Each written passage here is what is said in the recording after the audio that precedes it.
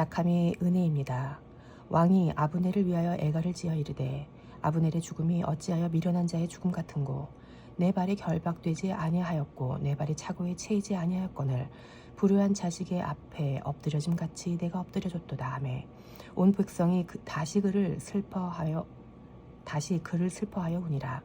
석양에 뭇 백성이 나와 다윗에게 음식을 권하니 다윗이 맹세하여 이르되 만일 내가 해 지기 전에 떡이나 다른 모든 것을 맛보면 하나님이 내게 벌 위에 벌을 내리심에 마땅하니라 하매 온 백성이 보고 기뻐하며 왕이 무슨 일을 하든지 무리가 다 기뻐하므로 이날에야 온 백성과 온 이스라엘이 넬의 아들 아브넬을 죽인 것이 왕이 한 것이 아닌 줄을 아니라. 왕이 그의 신복에게 이르되 오늘 이스라엘의 지도자여 큰 인물이 죽은 것을 알지 못하느냐. 내가 기름 부음을 받은 왕이 되었으나 오늘 약하여서 수르야의 아들인 이 사람들을 제어하기가 너무 어려우니 여호와는 악행한 자에게 그 악한 대로 갚으실지로다 하니라. 사무엘하 3장 33에서 39절 말씀. 애통하는 다윗, 기뻐하는 백성.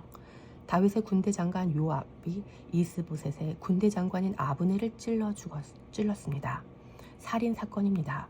아브넬은 하루아침에 변을 당했습니다. 뒤늦게 이 소식을 들은 다윗은 슬피 울었습니다. 본인뿐 아니라 모든 백성들까지 애도하게 했습니다. 33에서 34절 말씀. 그런데 다윗과 아브넬이 그렇게 슬퍼하며 울 정도로 가까운 사이입니까? 아브넬은 다윗을 죽이려 했던 사울의 신복이 아닙니까? 사울의 오른손이었던 사람의 죽음이 이렇게 슬픈 일이냔 말입니다. 다윗이 왜 이렇게까지 슬퍼했는지 한참을 묵상하다 보니 그 직전까지 다윗 앞에 계속해서 죽음이 있었음을 생각났습니다. 사울이 죽고 요나단이 죽고 다윗이 그들을 위한 애가를 짓고 이어서 그들과 함께하던 아브넬이 죽은 것입니다.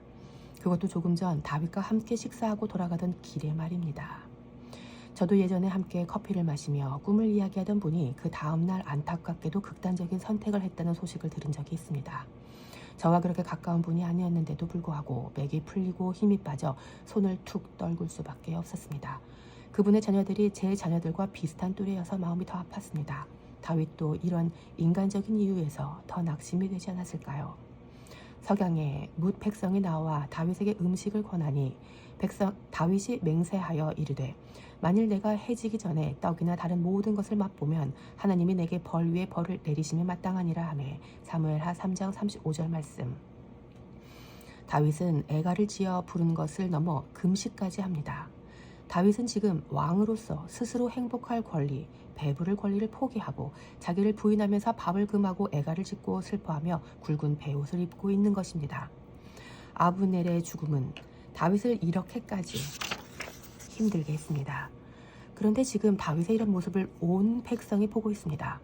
애가를 짓고 금식하며 슬퍼하는 다윗을 본 백성들이 어떻게 반응했는지 보십시다. 온 백성이 보고 기뻐하며 왕이 무슨 일을 하든지 무리가 다 기뻐하므로 사무엘하 3장 36절 말씀. 온 백성이 보고 기뻐했답니다. 더 나아가 다윗이 무슨 일을 하든지 다 기뻐했답니다. 다윗은 지금 왕으로서 한 일이 없습니다. 그저 애가를 지어 불렀고 울고 있었고 굶고 있었을 뿐인데 백성들은 그 모습을 보며 기뻐하는 것입니다. 도대체 무엇이 백성들로 하여금 그토록 다 기뻐하게 만들었을까요? 37절의 근거에서 볼 때 다윗에 대한 오해가 풀려서 그런 것 같습니다. 이 날에야 온 백성과 온 이스라엘이 넬의 아들 아브넬을 죽인 것이 왕이 한 것이 아닌 줄을 아니라. 사무엘하 3장 37절 말씀. 온 이스라엘이란 사울을 지지하던 백성들을 뜻합니다. 이들 입장에서 보면 다윗이 사울과 라이벌이다 보니 다윗이 아브넬을 죽였으리라 짐작했다가 다윗이 애가를 부르며 식음을 전폐하며 괴로워하는 모습을 보면서 다윗이 이 일에 관련이 없음을 알게 된 것입니다. 그리고 다윗이 하는 모든 일에 대해 신뢰와 기뻐하게 되었습니다. 힘없는 왕. 그런데 다윗은 이런 효과를 기대한 것이 아니었습니다. 다윗은 그저 울고 금식할 수밖에 없었습니다. 사울도 요나단도 죽었고 아브넬까지 죽었으니 내가 이제 온 이스라엘의 왕이 될 기반이 마련되었다고 기뻐하지도 않았습니다. 다윗이 슬퍼한 근본적인 이유를 말씀에서 확인할 수 있습니다.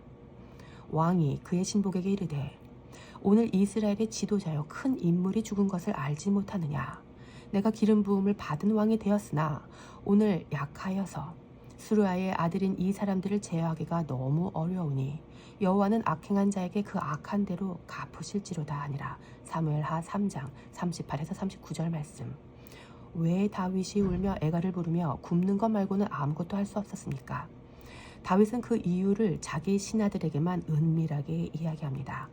내밀하고 은밀한 그 이야기를 믿을 수 있는 자기 사람에게만 털어놓습니다. 무엇입니까? 다윗은 아브넬을 이스라엘의 지도자요, 큰 인물이라고 높이 평가했는데 나라를 위해 꼭 필요한 그런 사람을 지킬 힘이 자신에겐 없었던 것입니다. 아브넬에 대한 다윗의 이 평가는 사울이 왕이던 시절 사무엘상에 기록된 말씀과도 일맥상통합니다. 다윗을 잡으려고 사울이 군사 3,000명을 이끌고 10광야에 와서 진쳤을 때 다윗과 아비새가 밤중에 그 진영 한복판에 잡입해 사울의 창과 물병을 몰래 가지고 나온 일이 있습니다. 그리고는 멀리 산꼭대기에 서서 아브넬을 향해 이렇게 외쳤습니다. 다윗이 아브넬에게 이르되 네가 용사가 아니냐? 이스라엘 가운데에 너 같은 자가 누구냐? 그러한데 네가 어찌하여 내 주 왕을 보호하지 아니하느냐? 백성 한가운데 한 사람이 내 주 왕을 죽이려고 들어갔느니라. 사무엘상 26장 15절 말씀. 네가 용사가 아니냐는 다윗의 외침은 비아냥거리기보다는 사실에 근거한 이야기로 보입니다. 아브넬의 정체가 그러했습니다. 그는 이스라엘 가운데 필적한 자가 없는 용사였습니다. 그런데 그 용사가 허무하게 살해당한 것입니다. 그 인물이 나를 만나고 돌아가는 길에 죽어버렸습니다. 그런데 이 상황에 다윗이 할 수 있는 일이 아무것도 없었습니다. 하나님께서는 악인이 죽는 것을 기뻐하시지 않는다고 하셨습니다. 하나님은 모든 사람이 구원에 이르고 진리를 알기를 원하십니다. 하나님께서는 그 어떤 악인이라 할지라도 진리를 알고 돌아오기를 원하신다는 뜻입니다. 그래서 교회가 해야 할 일이 여기에 있습니다. 이 하나님의 소원을 이루어드리는 것이 우리 교회들의 사명입니다. 그래서 기름 부음 받은 다윗은 상대방이 어떤 사람이든 어떤 속임수가 꿍꿍이가 있었든 그를 살려내야 합니다. 심지어 그 사람 아브넬은 용사였습니다. 그래서 반드시 그를 살려내서 하나님의 전쟁에 투입시켜야 했습니다. 그러나 다윗은 그를 지킬 힘이 없었던 것입니다. 헤브론의 왕이었는데도 말입니다. 얼마나 자괴감이 들었겠습니까? 기름 부음 받은 왕이 되었으나 약해서 요압을 제어할 수 없었다는 다윗의 심정이 이해가 되십니까? 리더는 자기인데 부하가 제어가 안 되니 말입니다. 일반적으로 이럴 때 세상에서는 어떻게 해서든 나보다 힘이 센 그 아랫사람을 끊어내려고 여러 수단과 방법을 총동원합니다. 그러나 다윗은 그저 자신의 약함이 폭로되어 버렸습니다. 자신이 느끼기에도 사람들이 보기에도 약한 존재임이 증명되었습니다. 그래서 애가를 부르고 슬퍼하는 수밖에 없는 것입니다. 약함이 폭로된 다윗은 이제 누구도 자신을 지지하지 않으리라 생각했을지도 모르겠습니다. 내가 왕인데 약해서 부하 하나 제어를 못했고 그래서 사람을 죽게 했네. 이런데도 사람들이 나를 왕이라고 인정해 줄까? 사람들이 기름 부음 받은 왕이라고 내 권위를 인정해 줄까? 이런 고민을 했을 수 있습니다. 그래서 신복에게만 그 고민을 털어놓지 않았겠습니까? 왕이 자기 부하를 가리켜 저들이 나보다 권위가 있고 힘이 있고 내 머리 위에 있다고 탄식하는 말이 얼마나 처량합니까? 그런데 하나님께서 이때 역사하신 것입니다. 하나님께서는 그 약함 때문에 백성들로 하여금 다윗을 기뻐하게 하셨습니다. 아멘이 되십니까? 약함이 은혜입니다. 여러분, 우리 삶에도 나의 약함이 폭로될 때가 있습니다. 그때 근심하지 마십시오. 하나님께서는 여러분의 그 약함으로 인해 주변 사람들이 오히려 여러분을 기뻐하도록 역사하실 것입니다. 이것이 성경에 기록된 진리입니다. 사람은 나이가 들수록 약해집니다. 나이가 들수록 나를 괴롭히는 사람, 내가 제어할 수 없는 사람이 많아질 수 있습니다. 그때 오히려 약함이 은혜가 됨을 기억하십시다. 내가 건강을 잃을 때, 내가 어느 위치에 있으면서도 그 위치에 걸맞은 사람으로 살아내지 못할 때, 나조차도 나를 사랑하지 못해 애곡하고 자괴감과 좌절에 빠질 때, 그때 오히려 그 상황을 통해서도 주님을 찬양하실 수 있기를 축복합니다. 하나님께서는 다윗의 약함으로 말미암아 온 백성이 다윗이 하는 모든 일을 기뻐하게 만드셨던 분이십니다. 그래서 약함이 강함입니다. 사도 바울의 고백도 보십시다. 고린도전서 12장입니다. 이것이 내게서 떠나가게 하기 위하여 내가 3번 주께 간구하였더니 나에게 이르시기를 내 은혜가 네게 족하도다. 이는 내 능력이 약한 데서 온전하여짐이라 하신지라. 그러므로 도리어 크게 기뻐함으로 나의 여러 약한 것들에 대하여 자랑하리니 이는 그리스도의 능력이 내게 머물게 하려 함이라. 그러므로 내가 그리스도를 위하여 약한 것들과 능욕과 궁핍과 박해와 공고를 기뻐하노니 이는 내가 약한 그때에 강함이라. 고린도전서 12장 8에서 10절 말씀. 8절에 이것은 육체의 약한 것, 사탄의 사자입니다. 이 육체의 약함을 떠나가게 하기 위하여 바울이 얼마나 애를 쓰고 주님께 매달렸겠습니까? 그런데 하나님의 응답은 내 은혜가 너 바울에게 족하다 하였습니다. 바울이 육체의 가시, 사탄의 사자라고 표현한 그 약함이 하나님의 은혜랍니다. 이유가 무엇입니까? 그 약함으로 인하여 온전해지기 때문이랍니다. 그리스도의 능력은 약함 가운데 머무십니다.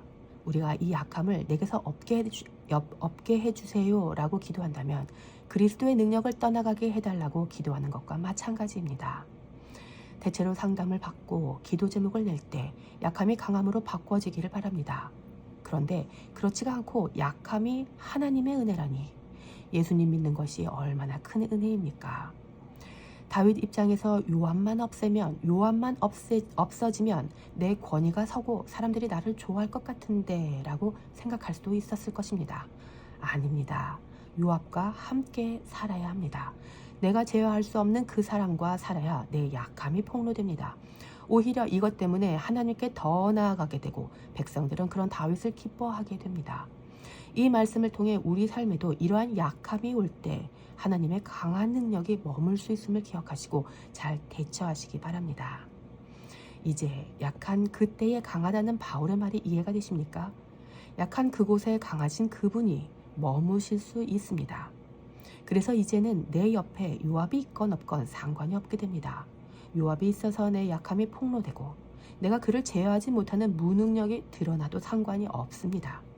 나는 이미 기름 부음 받은 자이며 기름 부음 받은 자의 목적은 강해지는 것이 아닙니다. 강하신 주님만 드러나시면 됩니다. 그런데 내가 약하면 그분이 더 드러나신답니다. 이것이 진리입니다. 이 진리를 알고 나면 그 사람이 있건 없건 상관이 없어집니다. 우리 안에 어떤 약함이 있다 해도 괜찮습니다. 어쩌면 원수는 하나님께 이 약함을 없애달라고 기도해달라며 우리를 속이려 들지도 모릅니다. 아닙니다. 상관이 없습니다. 내 강함을 구하느라 하나님의 나라를 구하지 못하는 일이 없기를 바랍니다. 하나님 나라를 먼저 구하십시다. 나는 약해도 상관없습니다. 내 약함이 폭로됨을 통해 하나님께서는 그 백성들이 나를 더 기뻐하게 하십니다.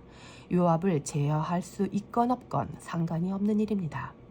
약할 때 강함 되시는 주님께서 나에게 머무실 수 있다면 그것을 은혜로 알고 주님만 높임 받으시면 내가 약해도 상관없다고 고백하시며 은혜 가운데 구별되게 살아가시기를 예수님의 이름으로 축복합니다.